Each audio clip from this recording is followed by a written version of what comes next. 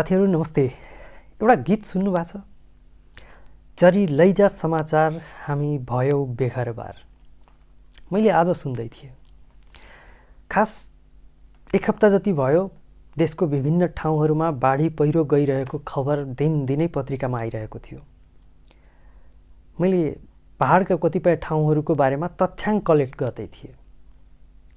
त्यो तथ्याङ्क कलेक्ट गर्ने बेलामा मैले एउटा जानकारी पाएँ कि पहाडको कतिपय जिल्लाहरूमा जुन यो भुक्स्या गइरहेको छ ल्यान्डस्लाइड, त्यसको एउटा कारण चाहिँ हरेक ठाउँमा पहाडमा जुन डोजर लगाएको छ सडक बनाउनको लागि, त्यो चाहिँ एउटा मूल कारण हुन गएको छ।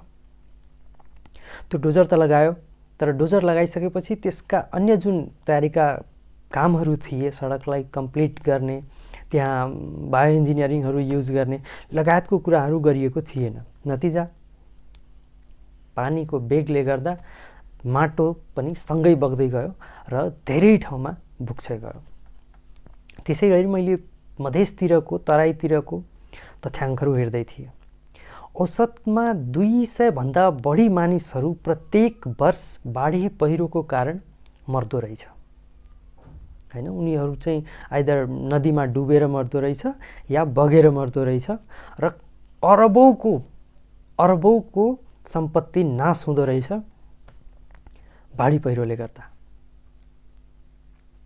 आजको मितिमा पनि धेरै ठाउँमा देशको विभिन्न भेगमा हामीले हेर्न सक्छौं, समाचारहरूमा आइरहेको छ कि बाढी आएको छ भने कतिपय ठाउँमा चाहिँ जनता त्रसित छन् कि बाढी आउन सक्छ भनेर। मौसमविदहरूले अझै पनि 4 दिनसम्म पानी पर्छ भनेर जानकारी गराएको छ। अब अझै पनि 4 दिन पानी पर्यो भने अवस्था के होला? भलै सरकारी निकायले फोरकास्ट गर्न सकेको छैन, तर तपाईँ हामी चाहिँ गर्न सक्छौँ। म आफै पनि सर्लाहीको भएको हुनाले त्यहाँ नदीहरूले वितण्डा मचाउने गरेको खबर सधैँ पाइरहेका हुन्छौँ, देखेका पनि छौँ। तर तपाईँ हामी जस्तो काठमाडौँमा बसेर समाचार मात्रै हेर्ने जो वर्ग छौँ, उनीहरूमाथि एउटा जिम्मेवारी आइपुगेको छ। त्यो जिम्मेवारी के हो भने यो एकचोटि आउने कुरा होइन। कोरोना जस्तै बाढी पनि सायद एकचोटि मात्रै आउने भए हामी भन्थ्यौँ होला हामी तयारी थिए, भनौँ न हामीसँग त कुनै तयारी थिएन। सरकारलाई पनि यो विषयमा थाहा थिएन र उसले केही तयारी गर्न सकेन। जनताले दुःख पायो। तर बाढीको केसमा त्यस्तो छैन, पटक्कै छैन। किन छैन भन्दाखेरि यो प्रत्येक वर्षमा हामी कहाँ एउटा पर्वको रूपमा आउँदो रहेछ। कस्तो पर्व? जसले 100औं जनालाई हत्या गरेर जान्छ। यसलाई म रिपिट गर्छु, यस्तो पर्व जसले 100औं जनाको हत्या गरेर जान्छ। हामीले बाढीलाई यसरी ब्लेम गरिरहँदा यसको मूल कारक चाहिँ सरकार हो, बाढी होइन। बाढी एउटा माध्यम मात्रै हो। त्यो हत्या गर्ने काम सरकारले गर्दैछ। कसरी? तपाईँ हामी अहिले गृहमन्त्रीदेखि प्रधानमन्त्रीलाई र मेयरहरूलाई, मुख्यमन्त्रीहरूलाई गाली गर्दैछौँ। बिल्कुल सही गर्दैछौँ, किनकि सबभन्दा बढी जिम्मेवार यिनीहरू नै हुन्। वार्षिक रूपमा बाढी आउँछ भन्ने कुरा सबै निकायलाई थाहा छ, तर यसको तयारी कदापि गरिँदैन। किन गरिँदैन? किनकि यिनीहरू आफै सत्तामा लिप्त छन्। तर त्यही अर्को कुरा पनि छ, केन्द्र सरकारले गरेन। ठिक छ, केन्द्र सरकारले गर्नुपर्थ्यो। राष्ट्रिय स्तरको परियोजनाहरूमा जुन जुन ठाउँमा बाढी जाने गरेको छ, जुन जुन ठाउँमा बढी क्षति गर्ने गरेको छ, ती ठाउँहरूको लागि एउटा राष्ट्रिय स्तरको परियोजना राखेर त्यसको लागि चाहिँ क्षति न्यूनीकरण गर्ने कामहरू गर्नुपर्थ्यो। पानीको लागि निकास गर्ने विभिन्न परियोजनाहरू सञ्चालनमा ल्याउनु पर्थ्यो। त्यो ल्याइएन। प्रदेश सरकार के गर्दैछ? तराईको 8वटा जिल्लाहरूमा अधिकांश भनौँ न जिल्लाहरू डुबानमा पर्ने गरेको छ। त्यसमध्ये सप्तरीको तिलाठी भयो, रौतहटको गौर भयो, सर्लाहीको खैरबा बहुअरबा भन्ने गाउँ पर्यो। यी ठाउँहरू यस्ता छन् जहाँ चाहिँ धेरै क्षति हुने गर्छ। यी ठाउँ यस्ता पनि छन् जहाँ प्रत्येक वर्ष अनिवार्य रूपमा बाढी जान्छ। तर ती ठाउँका जनताहरू, ती ठाउँका मेयरहरू चाहिँ के गर्दैछन्? प्रदेश 2 नम्बर प्रदेशको सरकारको हेर्ने हो भने गत वर्ष विकास बजेट 10% पनि खर्च गर्न सकेको थिएन। 10% पनि खर्च गर्न नसक्नुको मतलब बाँकीको जुन 90% बजेट थियो त्यसमा यदि प्रदेश सरकारले खाली बाढी पीडितको लागि मात्रै पनि व्यवस्थापन गरेको भए जनताले एक शब्द पनि नराम्रो भन्ने थिएन, बरु ढोग्ने थियो। एउटा उदाहरण दिन्छु। सर्लाहीको एउटा नगरपालिकामा काम गर्न हामी गर्थ्यौँ। त्यहाँको विकास सम्बन्धी योजना बनाइदिने टिममा म पनि सहभागी थिएँ। त्यो अध्ययन गर्ने क्रममा हामीले एउटा तथ्याङ्क निकाल्यौँ कि विगत 10 वर्षमा यो एरियामा, यो नगरपालिका कभर हुने एरियामा चाहिँ कति बजेट आएको रहेछ। तपाईँ इमेजिन गर्नुहुन्न, त्यहाँ 344 करोड बजेट गएको रहेछ त्यो पुरैमा, नगरपालिकाभित्रमा 344 करोड। मैले त्यहाँबाट केन्द्रमा प्रतिनिधित्व गर्ने नेताजीलाई भनेको थिएँ कि 344 करोडमा त यहाँ म नयाँ बस्ती बसाइदिन्छु, वेल प्लान्ड बस्ती, जहाँ न बाढीको टेन्सन हुन्छ, न पहिरोको, कुनै चिजको हुँदैन, कृषिदेखि अस्पताल, स्कुल सबै एउटा वेल प्लान्ड हुन्छ 10 वर्षभित्र। यदि त्यति बजेट भयो भने त त्योभन्दा पनि कम लाग्ला। उहाँले भन्नुभयो, एकदम सही भन्नुभयो तपाईँले, अब हामी त्यही अनुसार काम गरौँ। हामीले प्लान बनायौँ, दियौँ। उहाँहरूले के गर्नुभयो मलाई थाहा छैन, तर मैले थाहा पाएसम्म त्यो परियोजनाको लागि जे बजेट छुट्याइएको थियो त्यो खर्च भइसकेको छ त्यो नगरपालिकाभित्र। विडम्बना त्यहाँबाट सुरु हुन्छ। सरकारले खर्च गरेन, केन्द्र सरकारले जुन बजेटहरू ल्याउनु पर्थ्यो, राष्ट्रिय स्तरको बजेटहरू त्यो गरेन, प्रदेश सरकारले गर्नु पर्थ्यो तिनीहरूले गरेन। नगरपालिकाभित्र जुन जुन ठाउँहरू पर्छ, गाउँपालिकाभित्र पर्छ, तिनीहरूले गर्नुपर्ने हो। तिनीहरूले त कमसेकम यो 2 वर्षमा गर्नु पर्थ्यो, तर त्यस्तो गरेको देखिँदैन। किन गर्दैन र किन हामी चाहिँ सधैँ पीडित भइरहन्छौँ? त्यसको 2टा कारण छ। एक त उनीहरू आफै अकर्मण्य छन्। तिनीहरू जति बेला पनि आफ्नो कुर्सीको लागि मात्रै मेहनत गरिरहेका हुन्छन्। जस्तै कोरोना महामारीको बेलामा देख्यौँ हामीले, मेयरहरू, गाउँपालिका अध्यक्षहरू आफू बरु मास्क बेचेर पनि भ्रष्टाचार गर्ने, आफ्नो गोजीमा पैसा ल्याउने तयारीमा जुटिरहेका थिए। तपाईँ हामी पीडित हुन्छौँ, त्यति बेला ऊ स्कर्पियोमा मजाले घुमिरहेको हुन्छ, होइन? अर्को पनि कारण छ। त्यसको मूल कारण के हो भने तपाईँ हामीलाई एकदम सजिलो छ केपी ओलीलाई, गृहमन्त्रीलाई या अन्य मन्त्रीहरूलाई गाली गर्न, तर तपाईँ हामी आफ्नै गाउँको गाउँपालिका, नगरपालिकाको जो अध्यक्षहरू हुनुहुन्छ, मेयरहरू हुनुहुन्छ, उनीहरूसँग हामी प्रश्न गर्दैनौँ। यदि यो भिडियो तपाईँसम्म पुगिरहेको छ भने त्यो प्रश्न गर्नको लागि तपाईँ इलिजिबल हुनुहुन्छ। यदि यो भिडियो तपाईँसम्म पुगिसकेको छ भने तपाईको यो अधिकार हो, तपाईको यो कर्तव्य हो कि तपाईको गाउँपालिकामा, नगरपालिकामा के कस्तो बजेटहरू जाँदैछ, त्यसको प्रयोग कहाँ हुँदैछ र यस्ता विपदहरूबाट जोगिनको लागि या जनतालाई जोगाउनको लागि तयारीहरू भइरहेको छ कि छैन, त्यो बुझ्ने तपाईँको अधिकार र कर्तव्य दुइटै हो। तर हामी त्यसो गर्दैनौँ। कारण जो मेयर छन्, जो त्यहाँका प्रतिनिधिहरू छन्, त्यो आइदर तपाईँ हाम्रो जातका छन् या भनौँ न तपाईँहरूको कोही रिलेटिभ पर्छ, कोही काका पर्छन्, कोही मामा पर्छन्, या कसैले तपाईँको परिवारमा कसैलाई स्कलरसिप मिलाइदिएको छ, या तपाईँको परिवारको कसैलाई कुनै नोकरी लगाइदिएको छ। त्यतिको कारण चाहिँ तपाईँ उनीहरूप्रति नतमस्तक हुनुहुन्छ, हामी नतमस्तक छौँ र उनीहरूको कुनै पनि अकर्मण्यताप्रति प्रश्न उठाइरहेका छैनौँ। नतिजा तिनीहरूले आज हामीलाई शोषण गरिरहेको छ। तिनीहरू धनी हुँदैछन्, तिनीहरूलाई कुनै प्रब्लम छैन। काठमाडौँमा घर बनाइसकेका छन् यदि एमपीहरू छन् भने, राम्रो राम्रो ठाउँमा, सुरक्षित ठाउँमा उनीहरूको बच्चाहरू बसिरहेको छ, तिनीहरूलाई कोही समस्या नै छैन। यो एउटा कारण हो। र भोट दिने बेलामा हामीले त्यो गल्ती गरेको, जुन पाप गरेको थियौँ, त्यसको नतिजा हामी भोग्दैछौँ। भन्छ नि, पाप धुरीबाट कराउँछ। लोकतन्त्रको चरित्र हत्या गर्ने गरी तपाईँ हामीले जुन गल्ती गरेका थियौँ, पैसामा, भोजमा, जातमा बिकेका थियौँ, तपाईँ हाम्रो घरको जुन धुरीलाई आज पानीले छोइरहेको छ, तपाईँ हाम्रो सन्तान, तपाईँ हाम्रो परिवार पीडित भइरहेको छ, त्यो पाप धुरीबाट कराएको हो। अर्को कारण, राष्ट्रिय स्तरमा सेना, प्रहरी, एपीएफ यिनीहरू सबैबीच त्यस्तो विपद व्यवस्थापनको लागि टिम बनाएको छ। तिनीहरू चाहिँ कहिले पनि काम गर्दैनन्। जान्छन् कति बेला, जब समस्या परिसक्छ, जब धेरैजनाको मृत्यु भइसक्छ, जब भनौँ न करोडौँको अरबौँको क्षति भइसक्छ, त्यति बेला जान्छन्। या भनौँ मधेसको जिल्लाहरूमा त कर्फ्यू लगाउनको लागि सरकारले कुनै त्यस्तै किसिमको आदेश दियो भने त्यसलाई पालन गराउनको लागि, कार्यान्वयन गराउनको लागि मात्रै डिप्लोय गरिन्छ। अदरवाइज हतपत प्रयोग गर्दैनन्, तिनीहरूले डिप्लोय गर्दैनन्। क्याम्पमा सुरक्षित बसिरहेका हुन्छन्। केही दिन अगाडिको कुरा हो, पर्साको कुनै नगरपालिकामा या जिल्लाभरि नै हो क्यारे, तर मलाई जहाँसम्म लाग्छ नगरपालिकाको केस हुनुपर्छ। क्वारेन्टाइनमा आएको बिरामीहरू जसलाई कोरोना लागिसकेको थियो तिनीहरू यदि भाग्न खोज्यो भने त्यसलाई चाहिँ सुट एट साइटको सूचना जारी गरिदिइसकेको थियो।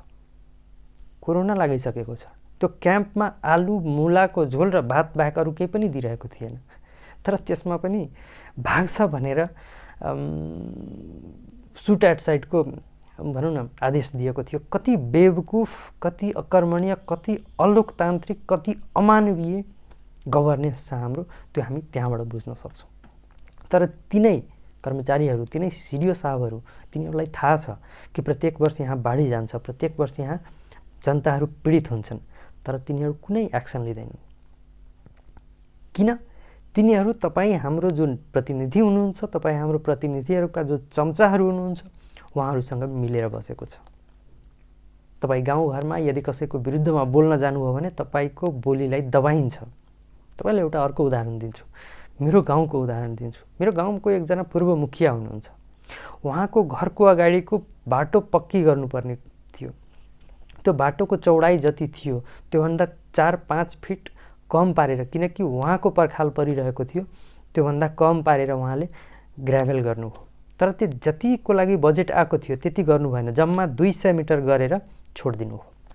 कारण पूर्व मुखिया हुन् होइन, उहाँको स्वास्नी अहिले प्रदेश सभाको सभासद हुनुहुन्छ, राजपाबाट अहिले जसपा भयो। उहाँहरू पावरफुल, त्यहाँ जनता डिभाइडेड छन्। जनता डिभाइडेड भएको हुनाले त्यहाँ खास गरेर कास्ट बेस्ड डिभिजन छ। त्यसले गर्दा यदि तपाईँ उसको विरुद्धमा बोल्न जानुभयो भने तपाईँ उसको कास्टको विरुद्धमा बोल्दै हुनुहुन्छ र त्यहाँ जातीय लडाइँ हुन्छ। हामीले सुनेका थियौँ सर्लाहीको क्षेत्र नम्बर 4 मा एउटा वर्ग र अर्को वर्ग बिचमा लडाइँ भएको थियो। खोलेर भन्दाखेरि चाहिँ भूमिहार जातिका र यादव जातिका समुदायहरू बिच झडप भएको थियो। एकजनाले गोली पनि चलायो, एकजनाको मृत्यु पनि भयो, शहीद क्षतिपूर्ति जस्ता केही नाराहरू लगाइयो, समस्या समाधान भएन। अहिले पनि त्यो द्वन्द्वको अवस्था छ। मतलब समस्या जहाँ गए पनि समस्या ती पुरै गभर्नेन्समा भन्दा पनि तपाईँ हामीमा पनि छ। अहिलेको आवश्यकता के हो? यो यति गफ, यति समस्याको जड चाहिँ के हो त भन्दाखेरि तपाईँ हाम्रो अकर्मण्यता पनि हो। यिनीहरू दोषी छन्, यिनीहरूलाई हामीले सजाय दिन सक्दैनौँ भने पनि तपाईँ हामी त सुध्रिन सक्छौँ। तपाईँ हामी सुध्रिनुहोस्। सुध्रिने, यिनीहरूलाई दबाब दिने एउटा समय एप्रोप्रिएट टाइम पहिले थियो, विगतमा थियो। 2 महिना, 3 महिना, 4 महिना, 1 वर्ष, 2 वर्ष अगाडि थियो भने अर्को आज हो। किनकि पोहोर सालको पनि आजको मितिमा मैले फेसबुक स्टेटस हेर्दै थिएँ, आजैको मितिमा मैले बाढी पीडित सम्बन्धी एउटा आक्रामक फेसबुक पोस्ट लेखेको थिएँ। मतलब प्रत्येक वर्ष यो समयमा हामी पीडित हुँदा रहेछौँ, तर प्रत्येक वर्ष हामी पीडित हुन्छौँ। दसैँ तिहार आउँछ, हामी रमाउँछौँ र यो बिर्सिसक्छौँ। हामी फेरि आफ्नो दिनचर्या बिताउन थाल्छौँ, फेरि आफ्नो जातको, आफ्नो पार्टीको नाराहरूमा हामी डुब्न थाल्छौँ र अन्ततोगत्वा फेरि अर्को वर्ष जेठ असारसम्म हामी खुसी नै हुन्छौँ, सबैजना रमाइरहेका हुन्छौँ, अरूलाई आरोप लगाइरहेका हुन्छौँ र जब बाढी आउँछ तपाईँ हामी पीडित हुन्छौँ। यसबाट उपाय पाउने, यसको समाधानको लागि एउटा मात्र उपाय छ, तपाईँ हामी पहिले सुध्रिनुपर्छ। तपाईँ हामीले दबाब दिनुपर्छ। तपाईँ हामी जति आक्रामक भएर केपी ओलीलाई स्टेटस लेखेर गाली गर्छौँ त्यति नै आक्रामक भएर यदि आफ्नो गाउँठाउँको प्रतिनिधिलाई भन्ने हो भने तिनीहरू सुन्न बाध्य हुन्छन्। हामीले देखेका पनि छौँ। सुनेन भने तिनीहरूलाई अन्य हिसाबले, सामूहिक हिसाबले दबाब दिँदा सुनिरहेका छन् धेरै ठाउँमा। पहाडको जिल्लाहरूमा मैले देखेको छु, जतिपय ठाउँमा समस्याहरू समाधान भएको छैन, जतिपय ठाउँमा पीडित भइरहेका छन्, त्यहाँ quick within 30 minutes to 1 hour त्यहाँ टिमहरू आइरहेको छ। तिनीहरूले त्यो समाधानको लागि विभिन्न उपायहरू, मेसिनहरू, क्रेनहरू ल्याएर त्यो समस्या समाधान गरिरहेको छ। तर तराईको जिल्लाहरूमा मैले जनतामा पनि यो अवेरनेसको कमी देख्छु। अवेरनेसको कमीको अर्को उदाहरण यो पनि हो कि तपाईँ हामीलाई नितान्त निजी कुरासँग बढी मतलब छ। मैले देख्ने गरेको छु ओडिएफ भयो, खुला दिशा मुक्त क्षेत्र घोषणा भइसक्यो। विदेशबाट फर्केका, इन्डियाबाट कमाएका या नेपालमै पनि कमाइरहेका कतिजनालाई देख्छु, उनीहरू बाइक चाहिँ एउटा किन्छन् तर शौचालय बनाउन सक्दैनन्। त्यही बाइक लिएर नदी किनारमा दिशा गरेर मजाले सिटी बजाउँदै आउँछन्। तर फेरि घरमा आइसकेपछि गाली कसलाई गर्छन् फोहोर भयो भने केपी ओलीलाई, गृहमन्त्रीलाई, मुख्यमन्त्रीलाई। यार तिनीहरू आएर तिम्रो टोयलेट सफा गरिदिनु त होइन नि, अलिकति जिम्मेवारी त तपाईँ हाम्रो पनि हो नि। तर त्यो जिम्मेवारी तपाईँ हामी लिन तयार छैनौँ। हामी पन्छिरहेका छौँ। यति वर्ष बित्यो, अफकोर्स हाम्रा नेताहरू सबभन्दा बढी दोषी छन्, 99% दोषी छन्। तर त्यो 1% तपाईँ हाम्रो जुन दोष छ त्यो धेरै ठुलो हो। अहिलेको समयमा हामीले गर्न सक्ने भनेको जति पीडितहरू छन् तिनीहरूलाई सकेसम्म सरकारी निकायलाई दबाब दिएर सहयोग गर्न लगाउने, उद्धार गर्न लगाउने। जुन ठाउँमा बाढी गइसकेको छैन ती ठाउँका नगरपालिका, गाउँपालिका या प्रदेश सरकारलाई भनेर त्यहाँ पूर्व तयारीहरू गर्न लगाउने। अहिले धेरै ठाउँहरू छन् जहाँ पूर्व तयारी केही पनि छैन र जनता त्रासमा बाँचिरहेका छन्, त्यहाँ पूर्व तयारी गर्न लगाउने। इभ्याकुएट गर्नको लागि 24 आवर स्ट्यान्ड बाई भनेर आर्मी हुनसक्छ, पुलिस हुनसक्छ, जो हुनसक्छ ती निकायहरूलाई ल्याएर कोअर्डिनेट गरेर राख्न सकियो। तेस्रो, तपाईँ हामी सबैजना आफूले पनि त्यस्तो किसिमको तयारी गर्ने होइन। यति हामी गर्न सकेनौँ, यति तपाईँ हामीले आफ्नो परिवारलाई बुझाउन सकेनौँ, यति तपाईँ हाम्रो जनप्रतिनिधिलाई बुझाउन सकेनौँ भने यो फेसबुकको आदर्शवादी कमेन्ट र टिप्पणीहरू लेख्न बन्द गरिदिउँ। त्यसले केही पनि हुनेवाला छैन। यो फुटपाथको सडक र बस पार्कमा एक कप चिया र लोकल रक्सीभन्दा पनि सस्तो किताबमा यी आदर्शका किताबहरू यो आदर्शका तथ्यहरू पाइन्छ। पढ्नकै लागि, फेसबुकमा लेख्नकै लागि त्यहाँबाट पनि लेख्न सकिन्छ। फेसबुकको भित्तालाई फोहोर नबनाऊ ती कथित आदर्शका कुराहरू लिएर।